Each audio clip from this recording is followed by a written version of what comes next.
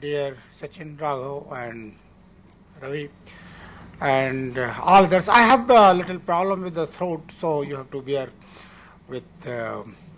Otherwise, also the voice is not all that melodious, but at least there is an explainable reason for this kind of thing. I must thank the organizers for having invited me here and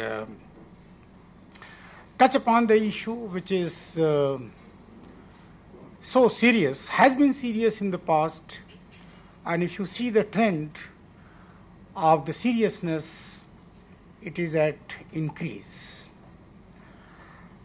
The education, particularly the technical education, as you know, has been very rightly and directly related to the contribution to the society in terms of the very basic transformation of resources into services and the products. The other disciplines of education, such as literature or other such kind of things, had been doing their contribution to the society in slightly different way, where probably the term employability does not get that kind of space as it happens. Rather, the degree of correlation between the technical education and then the contribution of these graduates to deliver the goods and services is a very old and serious phenomenon. What has happened in the recent past, particularly in the context of our country, that a lot of things have started springing up with different magnitude, with different wavelength, and at different frequencies, which is perhaps very natural to happen. The overall synchronization of the education, the information, related information, and the ability of the graduates to contribute to the basic resource transformation has been reasonably under the question. What it probably implies is that we have very rapidly grown in terms of the information and information of various kinds. Using that information or the related technology of information, what we call information technology, to the various spheres of the transformation process, be it health, education itself. Education has a very different kind of role to play. It is key to the growth of information technology. While it gives birth to the information technology, it also uses the information technology for its own growth, unlike probably other disciplines in the society. It is very, very what you call interesting phenomenon that giving birth to something and nurturing it, growing it, and then for your own furthering, you depend on what you have just born out of yourself. Now, despite the fact that so much of closeness with this baby and your requirements, that means in education, there is a visible skewness, there is a visible what you call ill distribution of the information, and this is why I guess the organizers of this today's function, they visualize asymmetry in information, and balancing the information now needs some further skills which are not purely technological. They probably are a little bit more of managerial in nature. So, and hence a confluence of technology and management is just very natural to emerge, and perhaps this is why they term it as techno-managerial. Now, this is one side of the story. The other aspect is about the role of the graduates going through the technical education I will right now focus on, to be able to contribute in the process of transformation, or in other words, what you probably may like to call it in the form of some abstract noun, and that is implyable or implyability, or named by anything. And whenever we encounter an abstract noun, the definition becomes reasonably complex, unlike other form of the words where it is quantitatively measurable, whereas this particular phenomena has its own strange characteristic. And this strange characteristic emerges because of having a very tensorial nature of the meaning of the employment and then employability, and that too it is so dynamic with the time that something which is employable today may turn out somewhat different tomorrow. So it's not a question of being employable at time t. Perhaps the theme of today's discussion is employability as a function of time, and probably measuring something which is such kind of, typically having a very spectral in nature and all kind of harmonics. Just you can, I hope you are getting the points of very high order, and then trying to analyze it is definitely a very challenging task which the group has undertaken. And I will just put my views on this employability and the gap, what you say. That gap essentially indicates that what is needed is not there. That's what is the meaning of the gap. Anywhere, if there is a gap, you desire something, there is a specification, there is some kind of level at which you want to set the system to operate, but your actual performance is at somewhat different level. If this performance is below the specification, then the gap becomes serious. And if it happens to be above the specification, then of course that's a very, very happy situation, which is not the point of discussion today. Gap is a negative gap. That's without saying it goes saying that we do not have the ability in the graduates who, again, would be able to contribute or are found to be contributing to the, I will simply say, transformation of the resources for the good of the society ultimately. Now, to reduce this particular gap, which is to be felt by all, educational institutions, the industry people, and there are some, which is again a different kind of thing which has emerged over the last decade. It's some who only specialize in addressing the issue of gap, and probably another kind of, call it industry, or another kind of activity which has occupied the human mind, the space in the human mind is to just study the employability. And perhaps you would remember that there has been a lot of economic model of typical supply and demand over the nearly a century, more than that.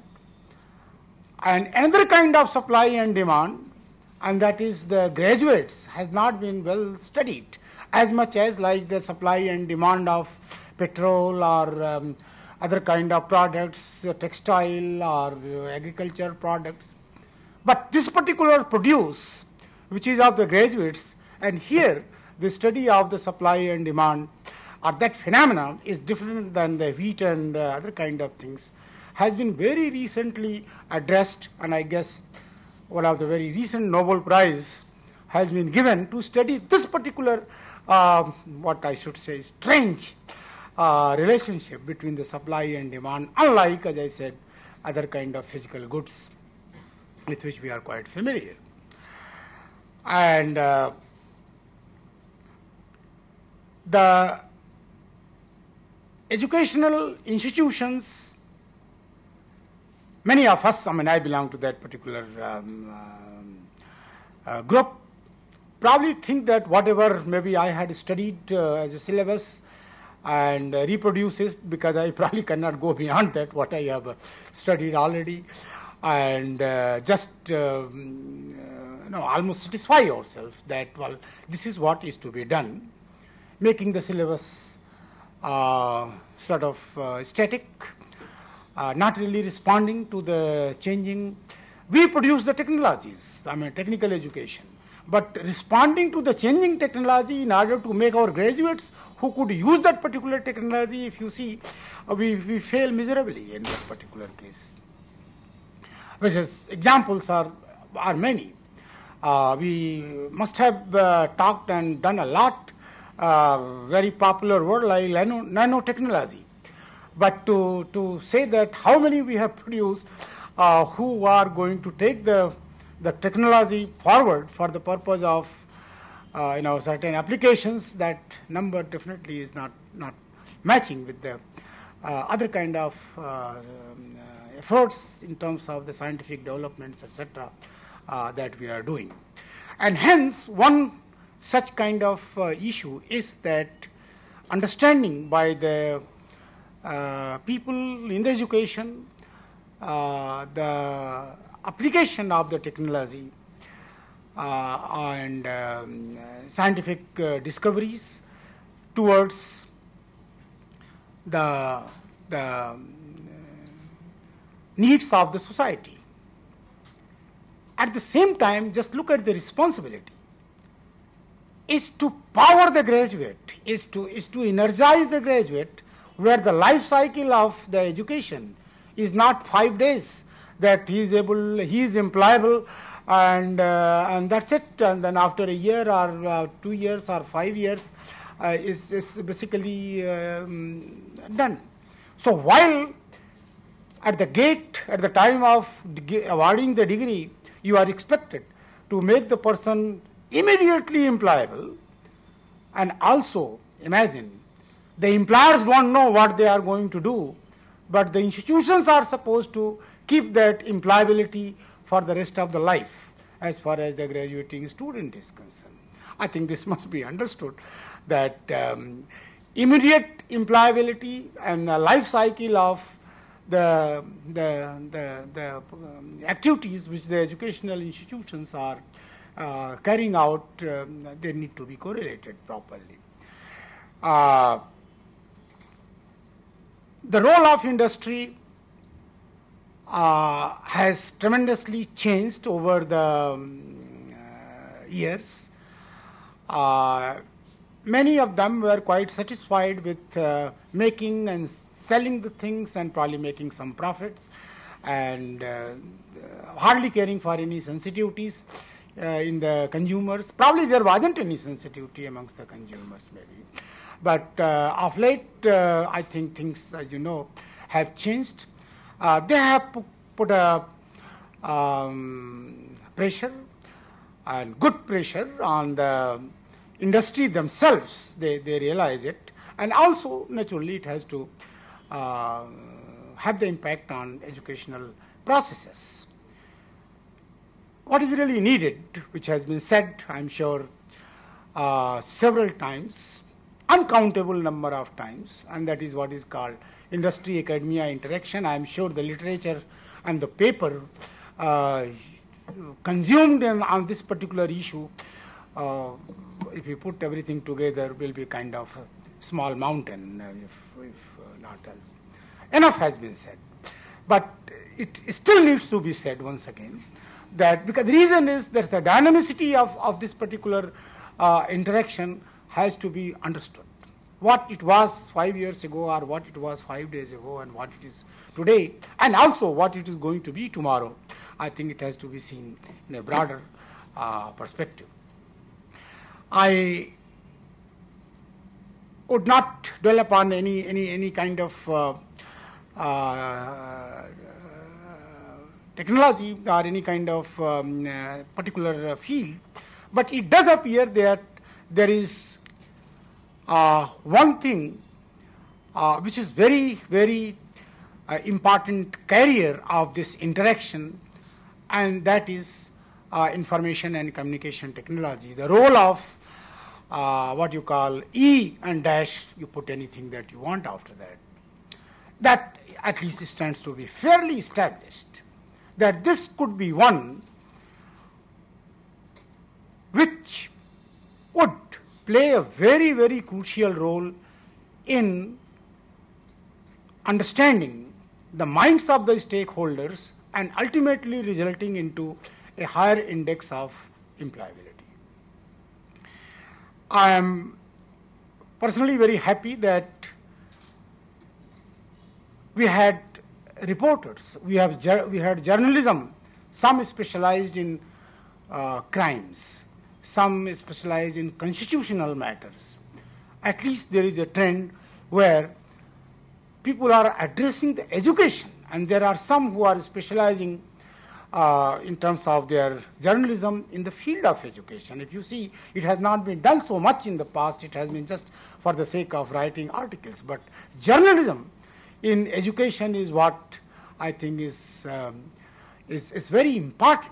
And this media, call it media because the moment you have the journalism, the media word comes, is another entity which was non-existent but is now going to be a very, very important element, and call it any whatever index of the pillar that you may like to call it, but it is definitely going to be very important pillar of the education process, and again helping out the issue of employability. UPTU Watch is one such effort with which I am sort of somewhat familiar, and the magazines like Digital Learning and eHealth and many that you have in front of you are admirable efforts in this direction, which act as a very good connect between now the emerging things through journalism. This is not writing in a technical article alone, it's journalism, and that has definitely at least changed the things as far as the education process is concerned, I can say for sure. And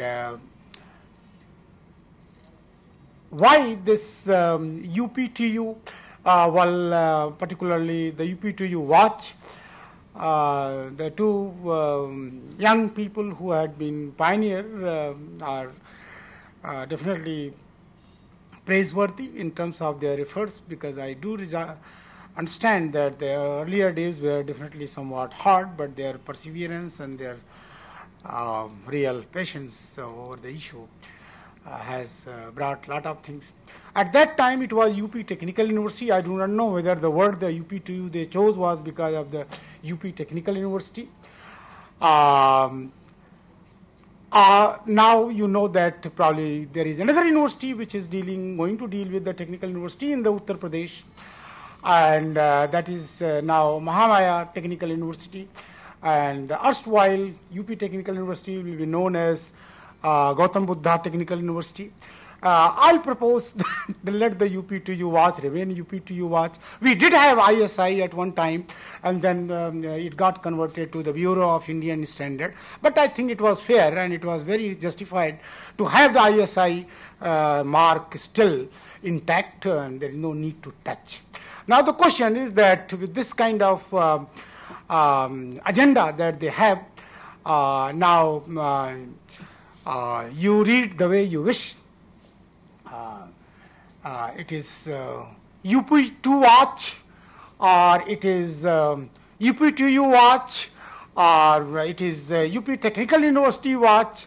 It depends on your way of looking at it. It can have, I guess, several types of possible interpretations or and meaning. And I leave at this particular point, wishing the best of success to Mr. Ravi Gupta and Mr.